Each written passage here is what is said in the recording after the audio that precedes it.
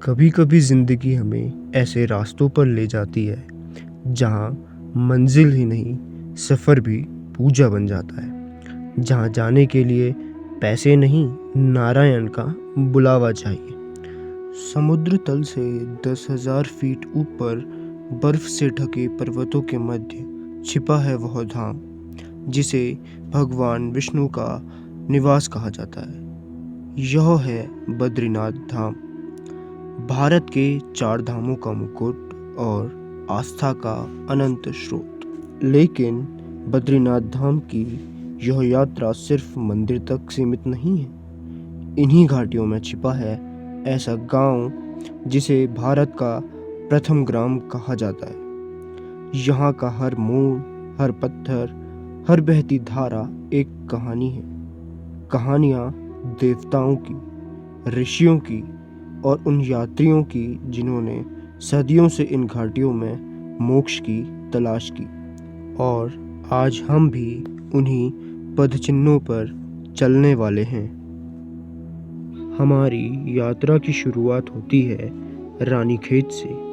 रानीखेत से करीब 3:30 बजे के आसपास हम प्रस्थान करते हैं कर्णप्रयाग के लिए।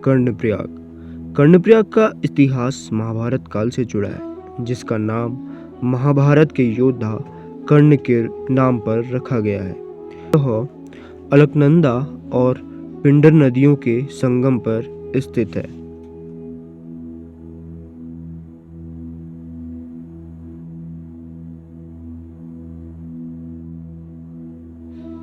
दोस्तों, अभी हम पहुंच चुके हैं कर्णप्रयाग में और कर्णप्रयाग में हमने होटल ले लिया है और भोजन कर लिया। आपको आओ दिखाता हूँ अपना होटल, अपना रूम। ये है हमारा रूम। यहाँ पे को भैया और मैं सोएंगे और बहनें बगल वाले रूम पे सोएंगी, क्योंकि हमने 2 रूम किए हैं और काफ़ी चीप रेट पे अच्छे प्राइस में हमें ये रूम मिला है। कर्णप्रयाग में रात्रि विश्राम करने के बाद प्रातः 5:30 बजे हम प्रस्थान करते हैं बद्रीनाथ धाम की ओर। दोस्तों, तो अभी हम पहुंच चुके हैं चमोली। सुबह मैं व्लॉग नहीं बना पाया था निकलते समय यहाँ से।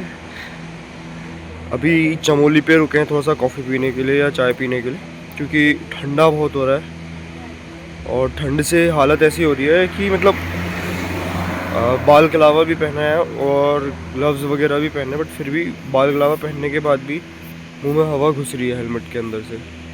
ये है हमारा वाहन जिसमें हम आए हैं और वो रोहित भैया का है। ये है मानसी, उधर रोहित भैया खड़े हैं और ये दीदी है। और नीचे अभी बहुत मस्त नदी बह रही है, वो दिखाता हूँ आपको। ये देखिए नदी।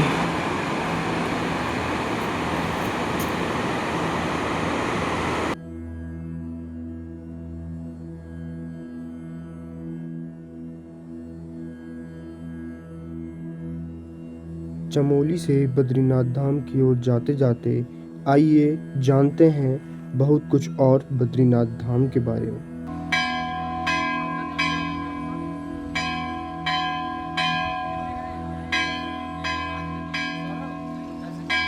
जय बद्री विशाल। बद्रीनाथ धाम को लेकर कई मान्यताएं हैं। माना जाता है कि भगवान विष्णु ने यहाँ पर कई हजार सालों तक तपस्या की थी।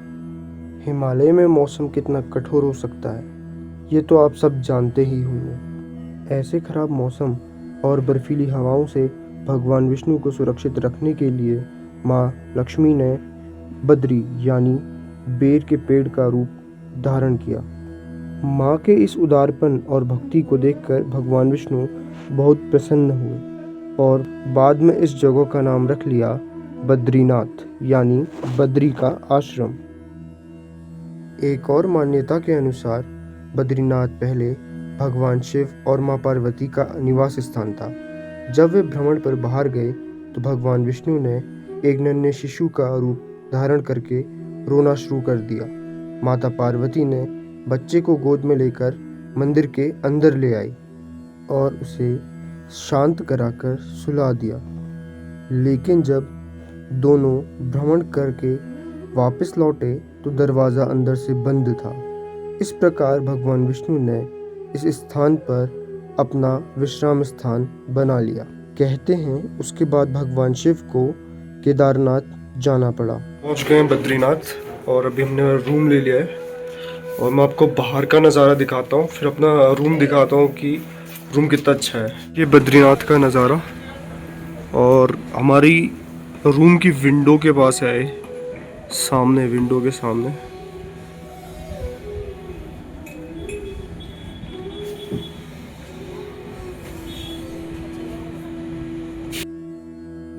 सतयुग में यह क्षेत्र मुक्ति प्रदा, त्रेता युग में योग सिद्धिदा, द्वापर युग में विशाला और कलयुग में यह क्षेत्र बद्रिकाश्रम के नाम से विख्यात हुआ। पुराणों में एक श्रुति है कि जब द्वापर में भगवान विष्णु इस क्षेत्र को त्याग कर जाने लगे तब देवताओं ने उनसे यहीं रहने का आग्रह किया, तो भगवान ने देवताओं के आग्रह पर यह संकेत दिया कि कलयुग का समय आने वाला है और कलयुग में उनके लिए साक्षात रूप में यहाँ निवास करना संभव नहीं होगा।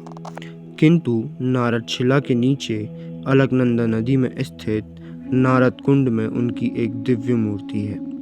जो उस मूर्ति के दर्शन करेगा उसे मेरे साक्षात दर्शन का फल प्राप्त होगा।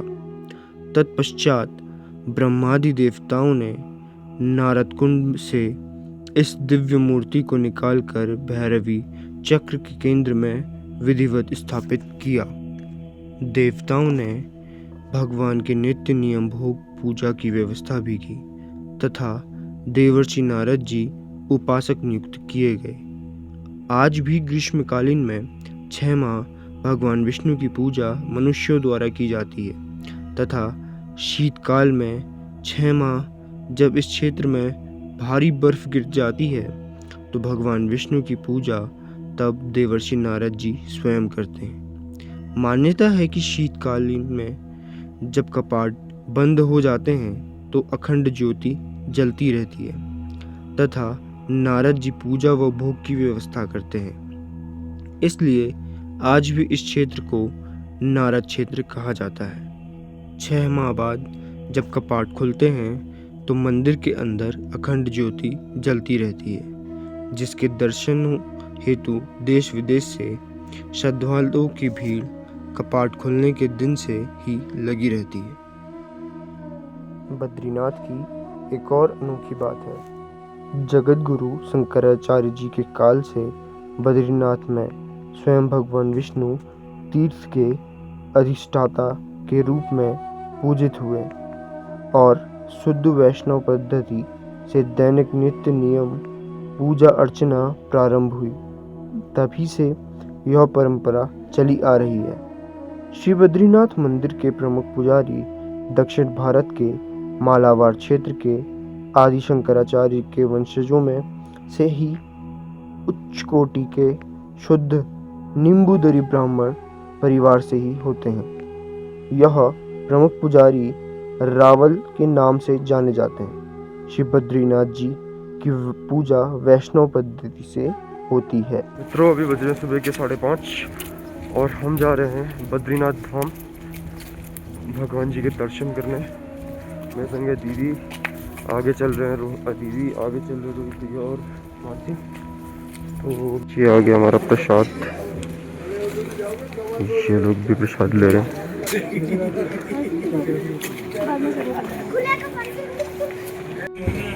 ये देखिए बद्रीनाथ धाम।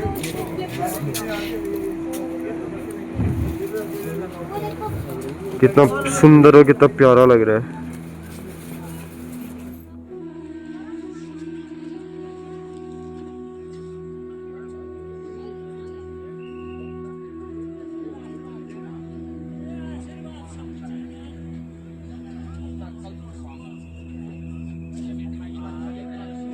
मंदिर के सुंदर नज़ारे को देखकर मेरा मन मोहित हो गया। जय श्री नरनारायण। मित्रों, अभी हम हैं बद्रीनाथ धाम पे। ये है तप्त कुंड। ये तप्त कुंड पंचशिलाओं के मध्य है। यहाँ पर गर्म जल का कुंड है। ये गर्म जल भगवान बद्री विशाल के चरणों से आता है। भगवान का अद्भुत करिश्मा देखिए। एक तरफ इतना गर्म जल कि हाथ नहीं लगाया जाता और दूसरी ओर माँ अलकनंदा का इतना ठंडा जल कि हाथ डुबोया नहीं जाता। सच पूछिए, दोनों जल प्रभु के चरणों से ही निकलते हैं। मेरे साथ बद्रीनाथ के सफ़र में आने के लिए आपका बहुत बहुत धन्यवाद। आज के लिए इतना ही, मिलते हैं अगले एपिसोड में। अगले एपिसोड में हम जाएंगे वसुधरा वाटरफॉल और जानेंगे इसकी एक रहस्यमयी कहानी। फिलहाल के लिए जय सिया राम, राधे राधे, जय श्री कृष्ण।